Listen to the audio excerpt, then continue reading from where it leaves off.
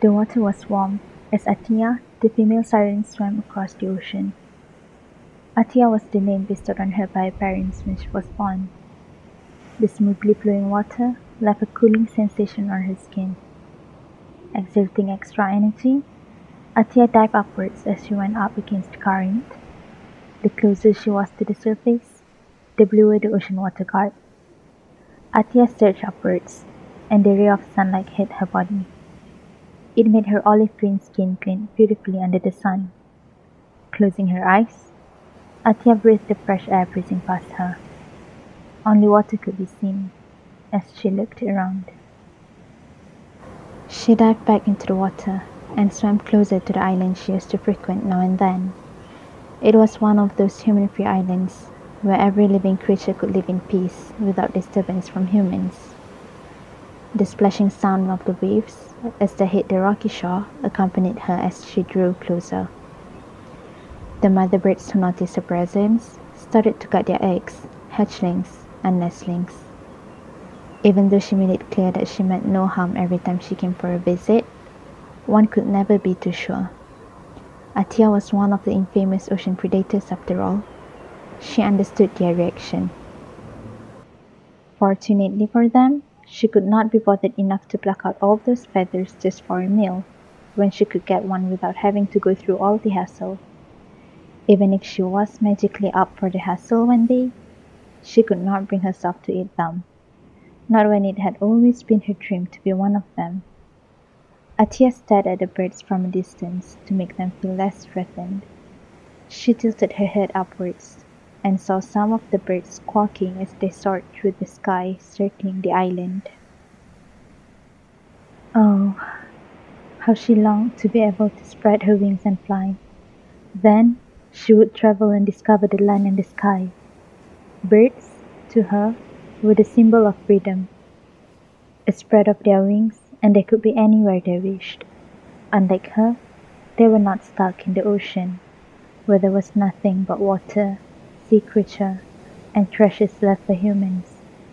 Disgusting. Watching the birds was her favorite activity, the activity she went back to whenever she had nothing to do, whenever she was stressed, mad, or even sad. It was the medicine to her every pain. There, she felt like she was in the deep, where the concept of time seemed to no longer exist. Every time she took in the scenery of the birds flying free, a sense of calmness washed over her and made her lose track of time. Someone called from behind, and suddenly she was pulled back into the ocean. Attia turned around, and the hand on her shoulder slipped off as she did so. The panicked face of her cousin was the first thing she registered. It was only a bit later that she heard the sound of the passing ship. That served as the signal for the end of her bird-watching experience for the day. Her cousin left after reminding her to grow up and to stop holding on to her hopeless dream. The exact words again and again whenever she was caught looking at the birds. But what could she do when that was her passion? Attia scoffed. Every single siren knew that her dream was impossible. Not even in her wildest dream that she ever thought would come true. Attia may be hopeful, but she was not stupid, and so she complained about it to her grandfather when she returned home with food later that day. Her grandfather, unlike most others of their species, could no longer able to swim. Even if he could, it will not be for long, as he was once caught in a rock slide. It happened after one of the countless earthquakes in the Pacific that left his tail permanently injured. However, this moment, unlike the other times when her grandfather would dismissively laugh as she complained about her cousin, her grandfather stayed silent. Attia turned to look at her grandfather. He looked serious as he stared right back at her. Attia wondered what had changed this time around. But when her grandfather opened his mouth, she understood right away. Her black eyes sparkled with interest as she listened to her grandfather. Everything she was listening to was like a miracle, a little siren who grew legs, a hopeless dream that actually bloomed into something. According to her grandfather, there was only one way for her wish to be achieved, a wish-granting potion. All in all, there were 5 steps to be followed. First, the water of the 5 oceans must be combined. Second, the blood of the 5 native animals of the 5 different oceans must be mixed. Third, the combination of the ocean water and the animal's blood must be united. Fourth, the wish must be made. Fifth, the potion must be drunk immediately after. After one night's sleep, the wish will then come true. Although what her grandfather said is probably a myth he created all by himself, it still made her nights sleepless.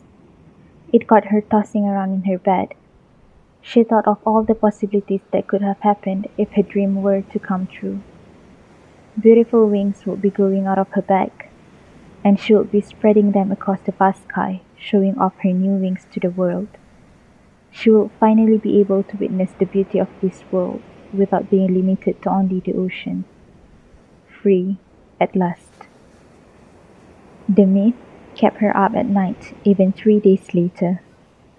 Failing to contain her curiosity any longer, Attia confronted her grandfather about it and questioned the reliability of the myth. With each question she asked, her grandfather confirmed that he did not lie and that the story was passed down from his grandmother after she witnessed her friend grow 2 legs to replace her tail. That night, Attia forced herself to sleep, determined to make her dream come true. Upon waking up in the morning, she ventured to her first destination, the shipwreck. Shipwrecks were fascinating. Humans have plenty of fascinating stuff that the sirens had never seen before. This time, the only purpose for her to visit it was to find some rope. In the darkness of the deep, she patted down and searched for any rope that she could use. More often than not, her hand made contact with other creatures instead, making them move away upon being disturbed. She felt a bit sorry, but what could she do? She was not blessed with a personal like some fishes. Once her hand grazed with a texture akin to a rope, she snatched it and tested its strength. When she found ropes long and strong enough, she skillfully tied them around her waist to ensure they would not slip off as she swam. Now that she was satisfied, she headed to her next destination. Her second destination was the garbage patch left by humans.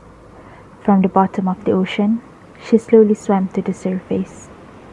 Although she started her day early, the sun was already bright by the time she arrived at the surface.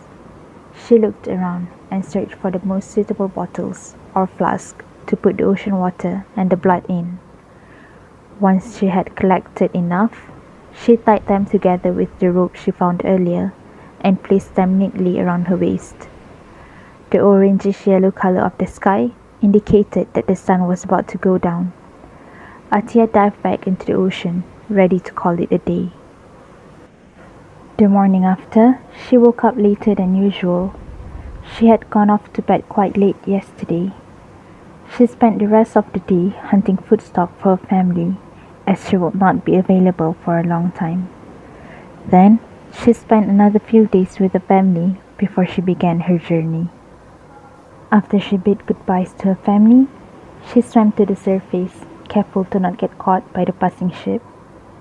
She observed the sun and made a mental calculation of the direction she should be heading in before diving back into the ocean.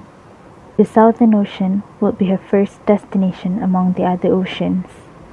Although the South Pacific and the Southern Ocean could be seen nearby one another, the distance between them was not exactly short. Even with her strong tail, it took her a long time before she reached the Southern Ocean. Now and then, Attia took a much-needed break and admired the different species of creatures and the fascinating view. More often than not, she laid her eyes on things she had never seen before. It was amazing, to say the least. One distinct difference between the Pacific and the Southern is the climate. The further she went into the Southern Ocean, the colder it became. Her swimming became considerably slower than usual, even though she had a long rest previously. The freezing water made her get tired easier than typical. Her webbed fingers wrapped around her arms, rubbing them together as she tried to generate heat. Then she felt something warm dripping over her shoulders, enveloping her body like a warm hug. She looked over her shoulder and noticed that it was actually feathers woven akin to a cloak. Then she heard a voice. A murmur pointed out that she was not from there. She pulled the cloak so that it covered her whole upper body. It gave her a warm sensation. Attia turned around and searched for the owner of the voice. She found a little male siren, much smaller than she was. His pair of black eyes was staring right back at her. The little male's skin was a few shades lighter than hers, probably pear green. His tail was not as black either. His skin looked much rougher compared to her more shiny ones. The little male's hair was short, with colorful beads made of corals decorating his dark green hair. A matching silver armlet on each of his arm and the loosely placed waist chain hung delicately around his waist to heighten his beauty. When questioned about how he knew she was not from there, it turned out that the way she shivered gave it away. Sirens there, apart from newborns, little sirens, and patients, would not shiver around this freezing water. They were already accustomed to the climate. The feather cloaks were usually worn by those sirens to keep them warm. Attia silently wondered which bird these feathers came from. Were these feathers woven together from a few different birds, or was it from one bird? If it was the latter, she had never seen a bird this massive before.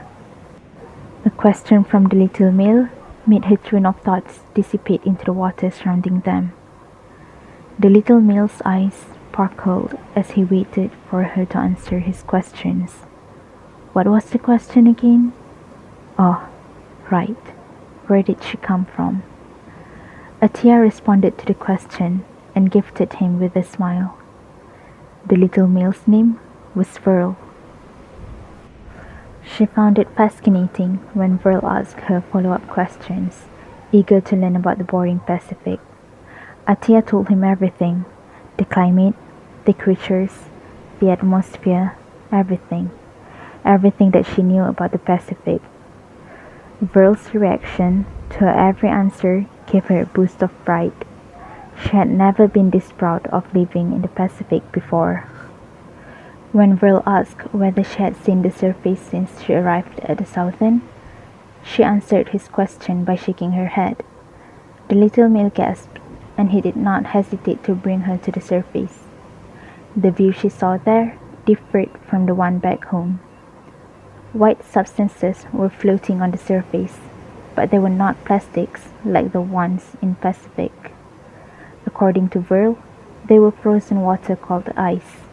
During winter, even the surface would be frozen as well. The wind in the Southern chilled her to her bones. The winds were as strong as the storm in the Pacific. She became Verl's laughingstock when the wind sent her hair flying everywhere over her face. Together, they swam closer to one of the islands. As she took in the view, her eyes got heavier and heavier. It was then she comprehended that it was her body clock kicking in. It had been too long since she last slept, but the sun was still in the sky. Weird. Maybe it was because of the time difference. She swam closer to the iceberg and buried her face in the ice, hoping it would keep her awake.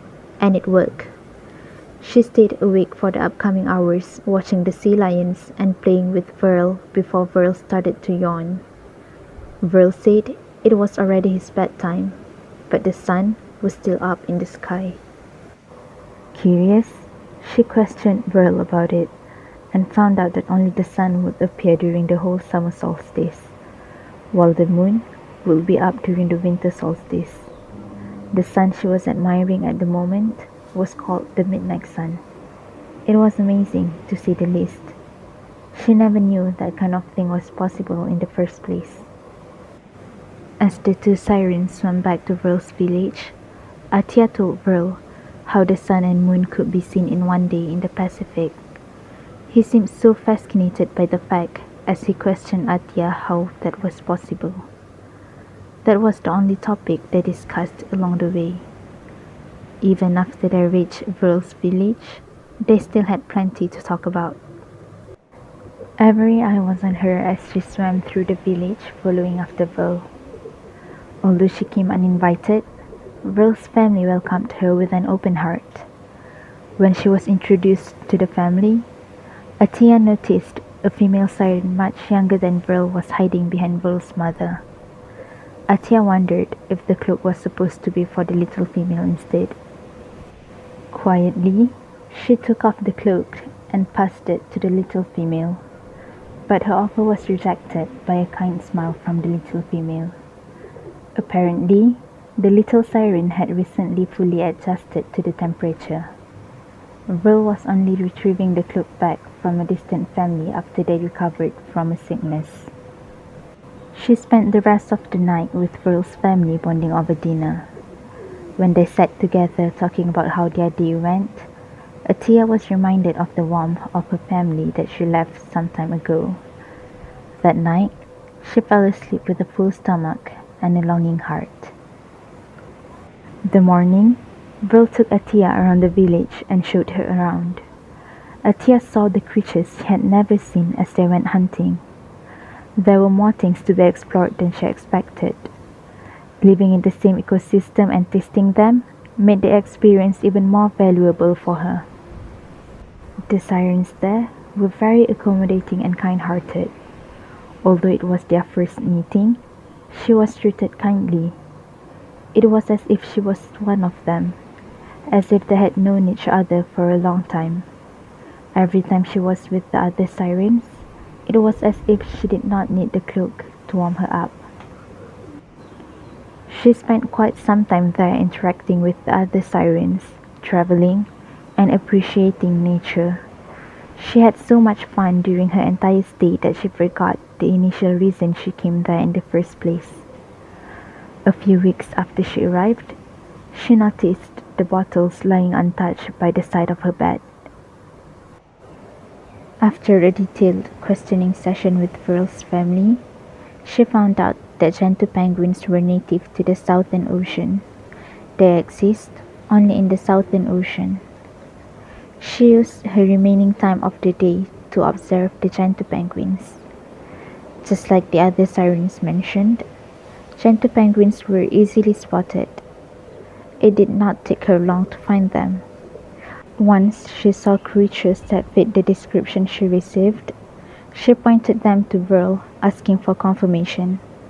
When Verl nodded his head, confirming that she was right, she silently swam closer, with Verl trailing behind her. They were big birds with a white stripe extending like a bonnet across the top of their heads, and had bright orange-red bills. They had webbed feet in the color of pale whitish pink and had fairly long tails. When she saw one adult caught separated from the rest, she swam closer and waited for a chance to strike. She stayed underwater until the gentoo penguin turned around, back facing her. When the gentoo penguin lost focus, she pounced on it and dragged it underwater. She used her sharp claws and ripped the penguin's neck apart before the penguin could counter her attack. Once she was sure that the gentoo penguin was definitely dead, she brought it back to the surface and placed it on the iceberg with the help of Verl. The penguin's thick blood smeared across their hands and chest as they moved it around to ensure it would not fall back into the water. The previously clear water was painted red with blood, and the white iceberg was tainted with blood, destroying its purity. The smell of blood lingered in the air and water, attracting other creatures to come closer and check out whether they could steal their meal away. One snarl from Verl, and they scattered away, terrified of being the next victim.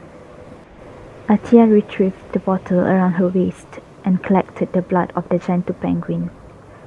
She sealed the bottle tightly so that no water could get inside before hanging it back around her waist. She retrieved another bottle and swam further from Vril until there was no hint of blood in the water. She took off the cap and took in a decent amount of water before closing it back. Once she was done, she swam her way back to the waiting Vril. As they made their way back, she cleaned up the bloodstain that got stuck to the cloak. Although he was panting hard, Vril was adamant about carrying the gentle penguin until they got home. He was so excited that it was his first time catching a penguin. It was Attia's first time hunting a penguin too. There was no penguin back in the Pacific. Vril was humming 2 songs along their way home. Most of them she had never heard before. Probably Southern songs. She felt content just by looking at how happy Vril was. Once they arrived home, Vril flaunted the gentle penguin to the rest of his family members, especially his younger little female. He was proud that he was there to catch the penguin, although he did not kill the penguin directly. What an adorable little male. The penguin was too heavy for Vril to handle without injuring himself in the process anyway. Vril's mother took the penguin away after Vril was done showing off and showed Attia how to skin the penguin without damaging its feathers. After observing Vril's mother skinning the penguin, Attia tried doing it herself. At first, it was quite difficult, but it did not take her long to get used to it. The penguin was large enough for all of them to eat together. The texture and the taste of the penguin were unique, but undoubtedly delicious. It was also the first time Vril and the little female tasted a penguin, just like Attia. The days they spent together made them grow closer to each other, especially Attia and Vril, as they spent most of their waking hours swimming around and learning new things together. She stayed there for another few weeks before deciding it was time for her to get to her next destination. The separation was full of tears, mostly on Vril's part. He said the time they spent together made him feel like he had an older sister. Truth to be told, Attia had no siblings, so interacting with Vril made her feel like having a sibling she never had. Before leaving, Vril's mother gifted her with a cloak she recently made from the gentle penguin they caught weeks ago. Saying that she was touched would not do her feelings justice. Attia hugged Vril's mother to show her appreciation for the kind gesture. After leaving, she started to make her way to the Indian Ocean. It took her double the travel time than when she traveled from South Pacific to the Southern Ocean. She knew she had traveled a lot when the temperature gradually increased. Sometime after she had crossed the border separating the Southern Ocean and the Indian Ocean, she took off the cloak and held it in her hands. The water was too warm for her to be wearing it. The further she goes, the warmer she gets. Although she just came from the Southern Ocean, Attia was sure that the temperature of the Indian Ocean was higher than the Pacific. The water was warmer than she liked, but not to the point of making her feel uncomfortable. The Indian Ocean was noisier too, very noisy compared to the Pacific Ocean and the Southern Ocean. There was a loud sound accompanying her wherever she went, until she heard a new set of sounds. A voice. Siren's voice. Attia focused her ears on the voice and tried to ignore the loud background noise. It was a scream for help. Once she detected the location of the voice, she sped up her swimming and headed in that direction. There it was, a siren, getting caught between the lines of the fishing net made by humans. The Pacific had numerous fishing nets too, but never once had she seen a siren getting caught in it. Their claws were sharp enough for them to rip the fishing nets open. The siren screaming got louder when she locked eyes with Attia. From where Attia was, she could see that it was a female siren. She swam closer, and upon further inspection, she found out the siren's claws were damaged. They were sharp and blunt. There was no way the siren could have escaped with that.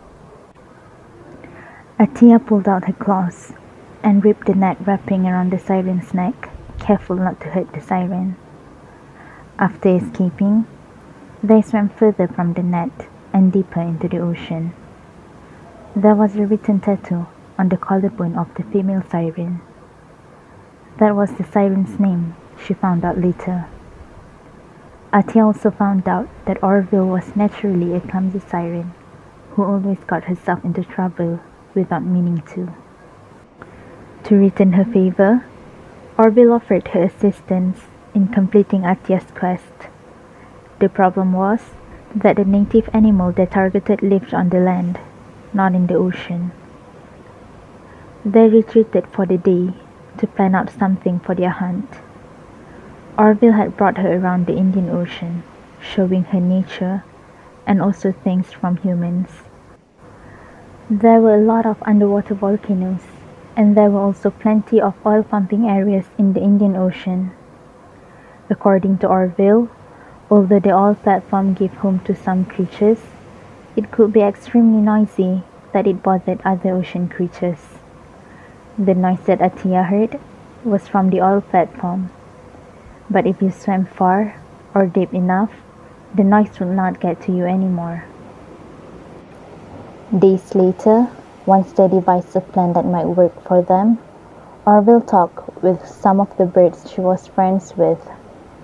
Attia did not even know that befriending others from different species was possible. Came the time they promised on, Attia and Orville swam to the cliff and waited there. Their plan worked like magic. The little birds worked together and pecked one of the Aldabra giant tortoises to annoy it. The birds could not do actual damage to the Aldabra giant tortoises, as their beaks were not strong enough to break through the thick skin. So, the birds did what they could do best and cornered one of the Aldabra giant tortoises to the cliff. One misstep, and the tortoise fell off the cliff and into the ocean. Attia and Orville made way for the Aldabra giant tortoise to fall into the water, afraid of injuring themselves in the process if they were to catch it. Once the Aldabra giant tortoise splashed into water, Attia and Orville made a swim for it, swimming as fast as they could to get the Aldabra giant tortoise. It was child's play after that. Killing the Aldabra giant tortoise could not be any easier. The only thing that irked Attia was that it was hard for her to maneuver the Aldabra giant tortoise around due to its weight and size.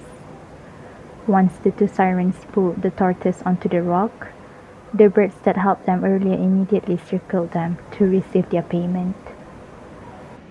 Attia collected the blood of the Aldabra giant tortoise before she pulled the tortoise apart for easy access to the birds. Everything was a done deal. Attia and Orville left the Aldabra giant tortoise there for the birds to feast on after they took some of the meat for themselves. For a siren as clumsy as Orville, Attia was shocked to see that she could make such beautiful crafts. There were a lot of handmade crafts hanging around her bed. As of now, Orville was doing something with the shell, something that Attia could not predict what it would turn into. The other day, after they finished hunting the tortoise, Attia had collected the blood and the water. Orville, on the other hand, had taken the tortoise shell with her before they made their way back. When questioned about what she would do with it, Orville only said that it was a secret. Attia took it upon herself to hunt for the two of them while Orville busied herself with the shell. Attia found out what the secret was not too long after. When she was about to move to her next destination, Orville gifted her with the tortoise shell. The shell, however, was a lot different compared to when she saw it for the first time. The shell was made into something akin to a bag. She could put her things in without having to worry about dropping things somewhere. Orville had ensured the shell could be opened and closed as she wished, so Attia would not lose her bottles. The new shell was also shinier, smoother, and much lighter. It was comfortable to wear too. Orville said it was for her to put her stuff in along her journey. Attia was touched by how considerate Orville was being towards her. Attia used the shell to put her bottles first, and then she put her cloak on top of them for safety measures. They parted with the promise that they would definitely see each other again if Orville were to visit the Pacific Ocean in the future. Although there were no tears, the pain of parting hit her all the same. Her next destination was the Atlantic. From what Attia had heard, the Atlantic was one of the largest bodies of water in the world, second only to her home, the Pacific. The water in the Atlantic was more saline than the other oceans Attia ever went to. Atlantic was green compared to the Pacific Ocean's deep blue. Attia swam further into the ocean until she felt something change in the water. Whatever that was, it successfully piqued her curiosity. She had never felt that sensation before. That feeling was new to her. She searched for what it was, but before she could find it, webbed fingers circled her arms and pulled her back and away from the area. She struggled in the stranger's hold and tried to escape, but the stranger's grip on her was too tight for her to break it. Even with her other hand trying to peel off the grip, she still did not get to escape. When she had enough and wanted to scream for help, the hold on her was released.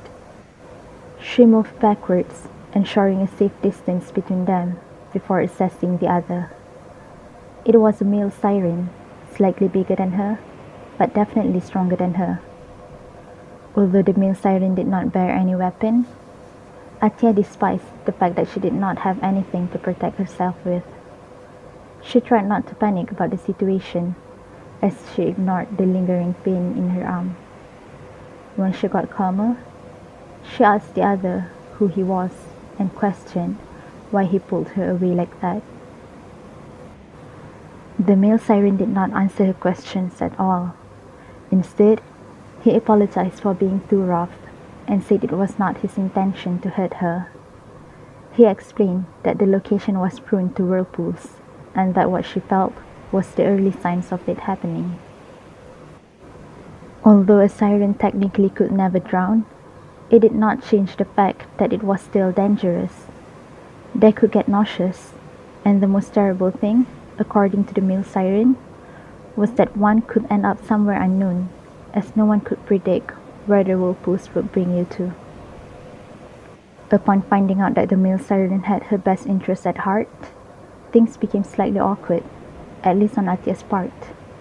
Arian, the male siren, was kind enough to brush that off. He also showed Attia how to get around the whirlpools without getting sucked into them. Arian mentioned there were plenty of ships and planes crossing the Atlantic, so the sirens here had to be more careful to not get caught by the humans. Humans were dangerous, selfish, and greedy, a creature that never knew when to stop. Sirens never had a problem with being discreet, and Attia was the same. According to Arian, humans had a lot of interest in the Atlantic, be it a myth, legend, or history. There were a lot of things that made humans so eager to discover the Atlantic. They were so curious about the lost island of Atlantis and the Bermuda Triangle. Too bad. Until they successfully created a technology advanced enough to venture into the vast ocean, everything would remain a mystery to them. There was also the thing with the Titanic. It was an old ship that hit an iceberg and fell victim to the ocean. Humans still came and gave it a visit, although none of the sirens knew why. The ship, when Attia gave it a visit with Arian, was a wreck. Every part of it was covered in rust. In short, the sight of it was not at all pretty, so it was weird that the human kept coming back to see it. Arian had mentioned the Atlantic bluefin tuna when she asked him about the native animal of the Atlantic. They were dark blue above and grey below, with a gold coruscation covering the body and bright yellow caudal finlets. They also had relatively short pectoral fins. She had caught a gentoo penguin and even an Aldabra giant tortoise before, so capturing the fish should be easy, or so she thought. Atlantic bluefin tuna was actually an endangered species. Spotting one was hard enough, but when she had caught sight of one, she failed to get a hold of it. Atlantic bluefin tuna was fast, one of the fastest swimmers she had ever encountered in the ocean.